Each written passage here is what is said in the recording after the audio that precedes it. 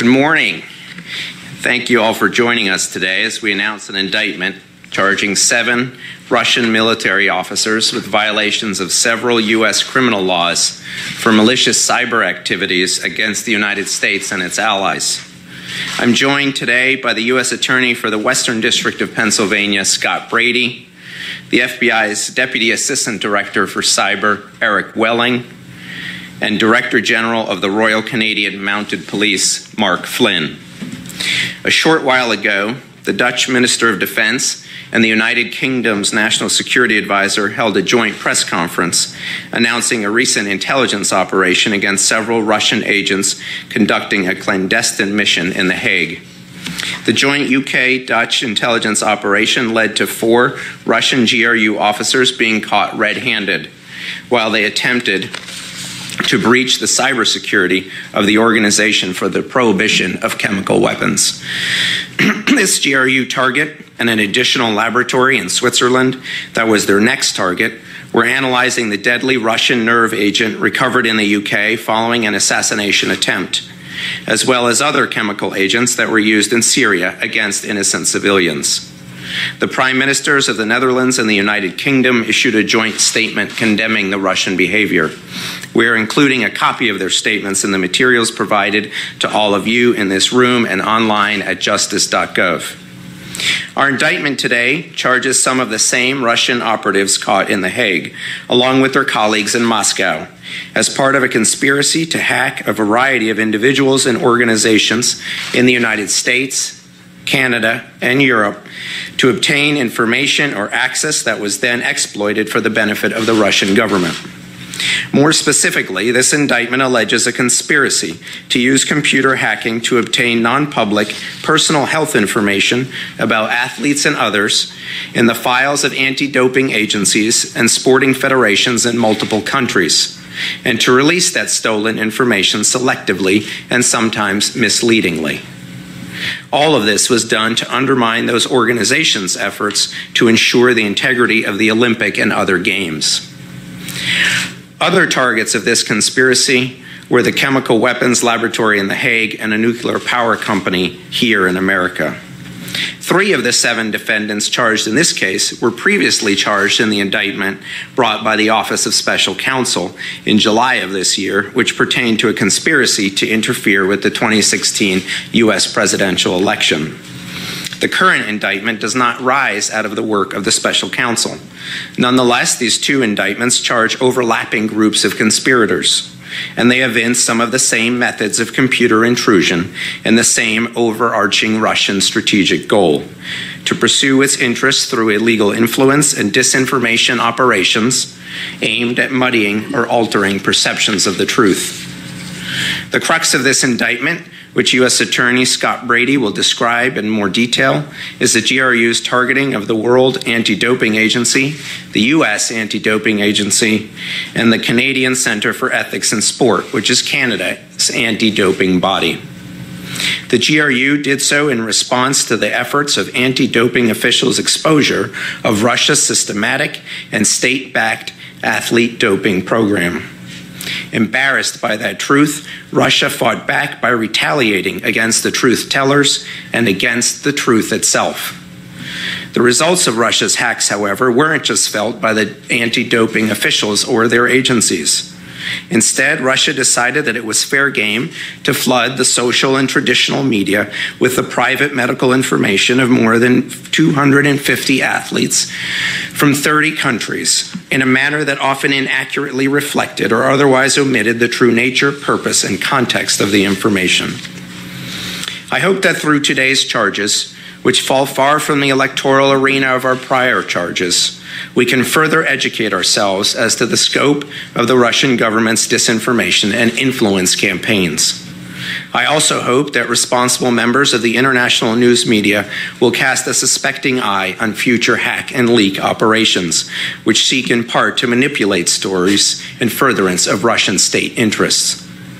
It is evident from the allegations in today's indictment that the defendants believe that they could use their anonymity to act with impunity in their own countries and on the territories of other sovereign nations, to undermine international institutions and to distract from their government's own wrongdoing.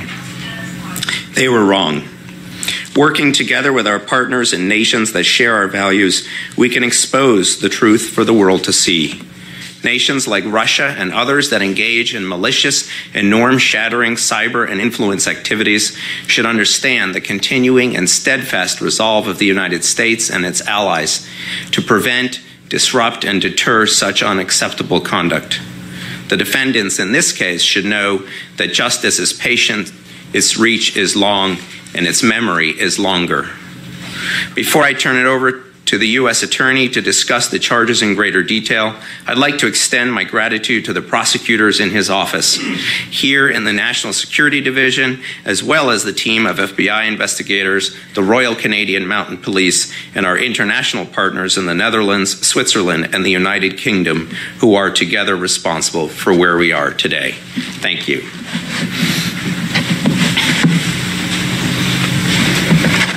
Thank you, John. Good morning. I'm Scott Brady. I'm the United States Attorney for the Western District of Pennsylvania. Today, through our indictment of 7 officers of the Russian Intelligence Directorate, we are fighting back to protect U.S. citizens and organizations from criminal cyber attacks funded by the Russian government. These 7 defendants are charged with a pervasive campaign of hacking, stealing private and sensitive information, and publicizing that information to retaliate against Russia's detractors and sway public opinion in Russia's favor. Along with our international partners, we're shining a light on these criminals and are one step closer to bringing justice to the victims of these malicious attacks. There were hundreds of victims targeted by these Russian criminals. The defendants targeted athletes and anti-doping agencies as retaliation for the outing of Russia's state-sponsored athlete doping program. As John said, the victims included approximately 250 athletes from 30 countries, as well as U.S. and international anti-doping agencies such as WADA, USADA, CSIS, the Court of Arbitration for Sport, the International Association of Athletics Federation, FIFA, and as many as 35 other anti-doping or sporting federations. But these bad actors carried out retaliatory attacks to further other Russian interests as well. They targeted Westinghouse, a nuclear power company based in Pittsburgh, Pennsylvania, that supplied nuclear fuel to the Ukraine. They targeted the Organization for the Prohibition of Chemical Weapons, which was investigating the use of chemical weapons in Syria and the poisoning of a former GRU officer and his daughter in the UK. And they targeted a lab in Switzerland that analyzed the nerve agent used in that poisoning. Let me talk briefly about the charges in the indictment for a moment. The defendants are charged with engaging in a lengthy and wide-ranging conspiracy to hack into private computers and networks around the world. The victims of this illegal activity are anti-doping organizations in the United States and abroad, Swiss and Dutch entities which investigate the use of chemical weapons, and as I mentioned, an important company in my own district, Westinghouse. Federal law makes it illegal to use hacking techniques such as spear phishing to gain access to protected computers and networks. These illegal actions also provided the basis for the wire fraud conspiracy count. 5 of the defendants were charged with aggravated identity theft. That means they illegally obtained identifying information, including passwords used by real persons, and exploited it to further their hacking activity. Defendant Yermakov is charged with 4 counts of wire fraud. He is alleged to have sent spear phishing emails to specific employees of Westinghouse in an effort to trick them into providing their login credentials, which would enable him to gain access to their personal email accounts and ultimately Westinghouse's network. Finally, all defendants are charged with illegal money laundering, which in this case means that they use cryptocurrencies such as Bitcoin to purchase the infrastructure to further their conspiracy, such as servers, to register domains, to pay vendors, and to buy other hacking tools. And the financial transactions occurred, at least in part, in the United States. I want to talk about 2 things generally The how of this conspiracy is fascinating. Our ability to identify operational practices was critical in our ability to identify the defendants and to bring the charges today. And the indictment lays these practices out in detail. The MO of the GRU cyber units, the use of spear phishing campaigns, the use of DDoS attacks, the deployment and command and control of malware in networks, the creation of spoof domains, the use of cryptocurrency to mask sources, the creation of a false hacktivist profile, Fancy Bear, to publish stolen data, and the role of on-site or close access teams to hack hotel Wi-Fi and steal officials' network access information. But it's important that the why not get lost in this. This began with the disclosure of Russian state-sponsored doping program for its athletes. In other words, Russia cheated. They cheated, they got caught, they were banned from the Olympics, they were mad, and they retaliated. And in retaliating, they broke the law. So they are criminals. I want to say a word about victims in this case as well. You know, in the midst of discussions of international standards and national strategic interests, it's important to remember that these defendants engaged in criminal activity in violation of the laws of the United States, which harmed United States citizens. This is not spy versus spy. These were not passive intelligence gathering operations. This is a criminal conspiracy which caused real harm to real victims. When the GRU targets American corporations to steal trade secrets and technology, it costs American companies billions of dollars in lost R&D and capital investment. And there's a real cost to American workers, many of whom may lose their jobs as companies' production or sales suffer. When the GRU publishes U.S. athletes' most private and sensitive medical information to embarrass our national sports federations, we are all made more vulnerable. No American citizen, let alone our most accomplished athletes, which represent the United States in world competition, should have to endure this. And when the GRU hacks anti-proliferation organizations and labs which test for the use of chemical weapons for their own parochial interests or advantage, we are all made less safe. We at the Department of Justice are not satisfied with merely exposing the conduct that's the subject of this investigation. Our goal in this case is the same as in every case that we charge. We seek to arrest those who have broken the law. In this case, we want to bring them to Pittsburgh. We want them to stand trial, and we want to put them in jail. These defendants must be held accountable for their crimes. That's our goal. That's what our victims deserve, and that's what justice requires. We'll now hear from Eric Welling, FBI's Deputy Assistant Director for Cyber. Good morning, everyone. Again, I'm Eric Welling. I'm Deputy Assistant Director for Cyber on behalf of the FBI. And I'd like to just make a few comments to echo the sentiments of my colleagues. The FBI is charged with defending the United States against a full range of cyber crimes. We face cyber threats from hackers for hire and illicit cyber enterprises. We also face threats from nation states, as we see in the indictments announced today. The 7 individuals indicted are all officers in the Russian GRU. The FBI investigation revealed from late 2014 through May 2018, the GRU conducted computer hacking activities to retaliate against the world anti-doping officials who publicly exposed Russian government sponsorship of doping by Russian athletes. Their campaign was undertaken to internationally, intentionally damage world organizations and athletes committed to fairness. They infiltrated networks and computers of domestic and international anti-doping agencies, anti-doping officials, sporting federations, and hundreds of clean international athletes from almost 30 countries. Their targets extended beyond anti-doping and sporting associations. Notably, they also targeted the Organization for the Prohibition of Chemical Weapons, among others.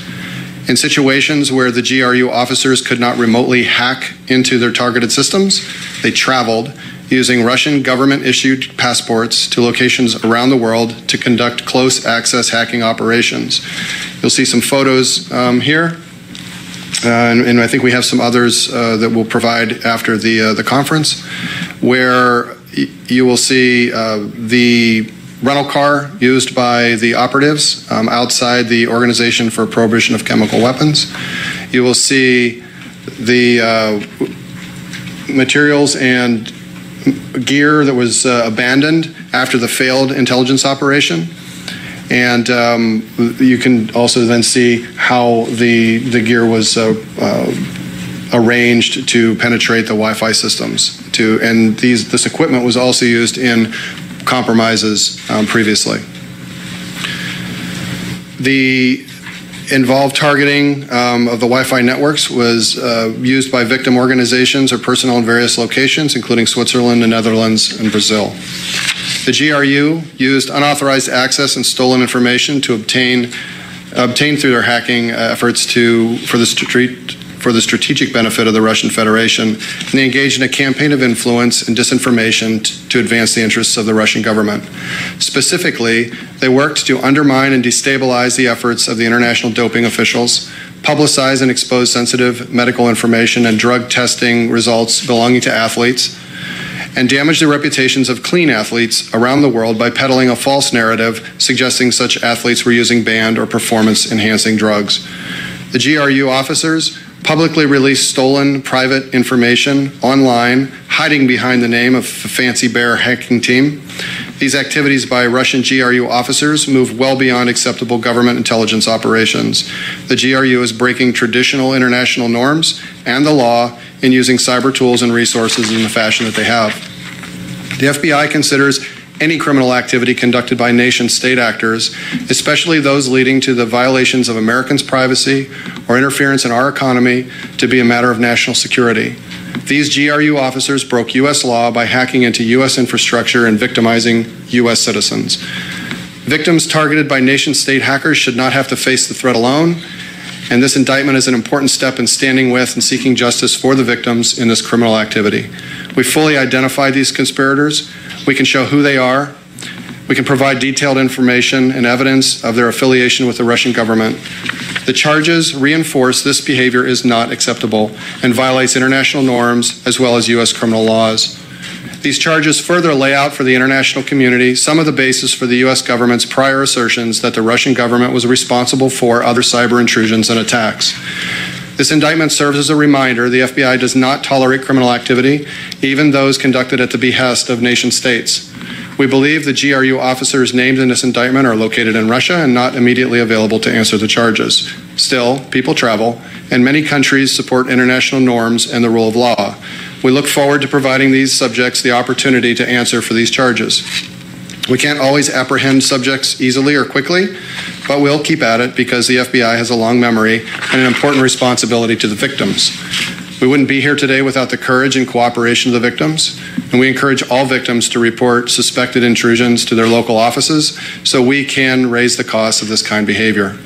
We understand victims may be reluctant to report breaches, but we do strive to minimize the disruption to their daily activities and to safeguard their privacy. We don't want victims to feel re-victimized by the investigation, and then suffering in silence doesn't serve anyone. We want to thank our international partners. Today is a victory of cooperation and information sharing. The Royal Canadian Mounted Police for their strong support and coordination between the investigations here and there. The UK National Security Intelligence Agencies for their enduring and untiring support. The Netherlands Defense Intelligence and Security Service for their information sharing and assistance, illuminating the tactics and tradecraft of the GRU, and Switzerland's Attorney General's Office for providing key evidence and providing prompt response. We'll continue to work together to use every tool at our disposal to fight malicious cyber activities. We'll work with the diversity of thought, diversity of countries, but with a commonality of purpose to ensure the safety of our people and our networks. Thank you. Any questions? Sarah Lish, thanks for doing this. I know you had said that all of the defendants are in Russia and can't be apprehended, but do you have any reason to believe they have assets outside of Russia and the United States or other European countries that could be seized as a means of maybe trying to get back some money to victims in some way? Yeah, I'm not sure about that now, Sarah, but that brings up an excellent point, which is often one of the purpose of these charges is to provide the foundation for other parts of the government to take actions. And we've certainly seen in the past where we have followed actions like this with sanctions on the defendants, on the organizations, and on other people involved. The administration has already sanctioned many of the folks involved in previous cyber activity, including some of the oligarchs who have supported it. Yes, Carrie Johnson from NPR. I'm curious if you have more information about the motivation of these hackers to target Westinghouse.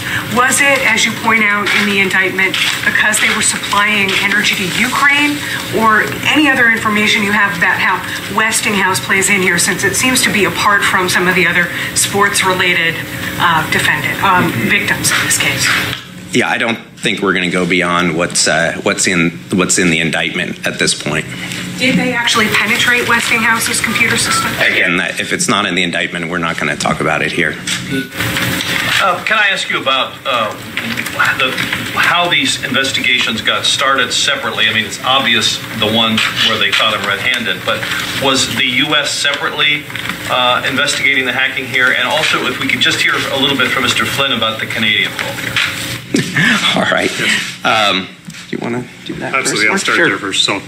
So the reason I'm here is to demonstrate to everybody that this is an international problem, and international law enforcement are collaborating on this. My remarks today will be limited because we do have an ongoing criminal investigation in Canada with respect to the Canadian victims, two of which you've learned about today in the indictment, being hosted by Canada and the World Anti-Doping Agency, as well as the Canadian Centre for Ethics in Sport.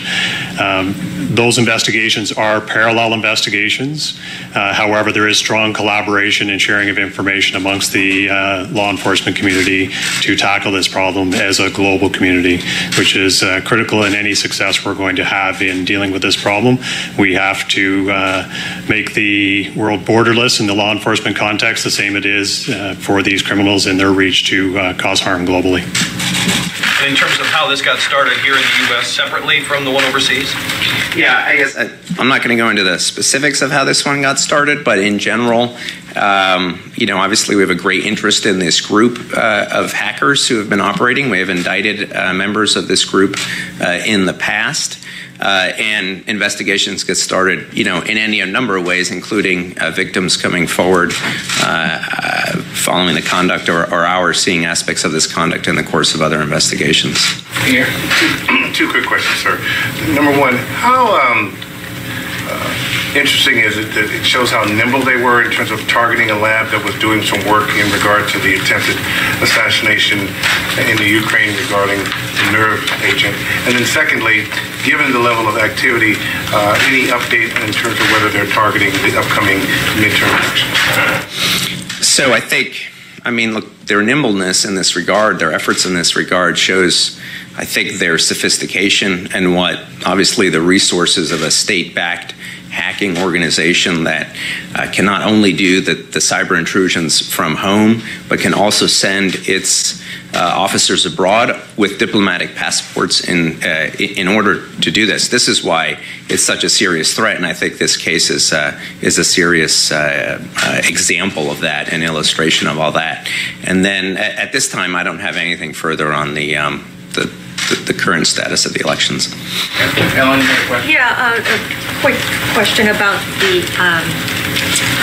Dutch intelligence service. It says that they disrupted the operation of the 4 GRU officers in The Hague. They did not actually put their hands on them. They just disrupted the operation somehow, and the 4 guys got away. Is that correct? I don't think I should get into the details of that. Those are best answered by the Dutch. I will say great credit to the Dutch for preventing a crime from happening. I think this is the best law enforcement success, as I define it, is preventing a crime ahead of time. And they did that. They disrupted this very early on in what they were doing, and the people involved abandoned their equipment there. But beyond that, I think it's really for the Dutch to comment on their operations. Back in Russia now, as far as we believe that all the defendants are currently in Russia, yes. Well, your statement said all led to 4 officers being caught red-handed. So they were not actually arrested? They were just... what do you mean by caught red-handed? That's really for the Dutch to comment on. That's their intelligence operation. That's not our law enforcement action. Mr. Demers and Mr. Brady, you say that you want to bring these people, Fancy Bear, to justice. When people are out there denying that Fancy Bear and groups like that are connected to the Russian government, does that impact your ability to bring these people to justice? Look, I think the indictment lays out, everything that it lays out in terms of the involvement of Fancy Bear, in terms of the involvement of the Russian government. These are Russian military officers. I think if we could get our hands on these folks one day, we would have no problem bringing them to justice. I'm saying that when people question whether what you're saying about the connection to Russia is true, and when people claim that, does that impact your ability to do that? As I said, if we get our hands on them, we're not going to have any problems. Yeah, 3 of the GRU officials indicted in here have previously been indicted by Special Counsel Mueller's team. Did you guys coordinate or work with or glean any information in this indictment from the Special Counsel? This investigation is entirely separate from the work of the Special Counsel's office. Coordinate with them before you released this indictment? Was there any communication between this investigation and the Special Counsel's office? I'm not going to comment on any internal sort of Justice Department discussions. Time for one more question. Paula? For U.S. Attorney Brady, the Western District of Pennsylvania, for whatever reason, often seems to be involved in these cases, charging folks hacking on behalf of foreign governments, previously for IP, here for this. Is there anything you guys have seen that actually works? Because as you know, name and shame, not everyone believes that this is an effective deterrent. Is there anything you guys have done or seen that actually works to deter foreign hackers working on behalf of the governments? Well, to answer the first part of your question, the reason that they come in Pittsburgh is because we have the best agents and the best prosecutors in the Department of Justice. I would take issue with the premise of your question that name and shame doesn't work. There is deterrent value, even if we can't put our hands on the defendants at this time. I mean, number one, they're limited from traveling because they know if they travel in countries with which we have extradition, that they will be sent to the United States and they will be held accountable. But we have seen in our cases, which you reference, the Wang Dong case, the prosecution of 5 members of the PLA in 2014, and the Boyasek case in 2017. We have seen a change in, at least for China in those cases, their corporate espionage practices, and those were a part of bilateral discussions between the President and the State Department. So we believe that they are effective, and even if one takes issue with that, it's important that the victims of these crimes understand that we are behind them and that we are going to hold people accountable publicly for those crimes. Thank you very much. Thank you all. Thank you.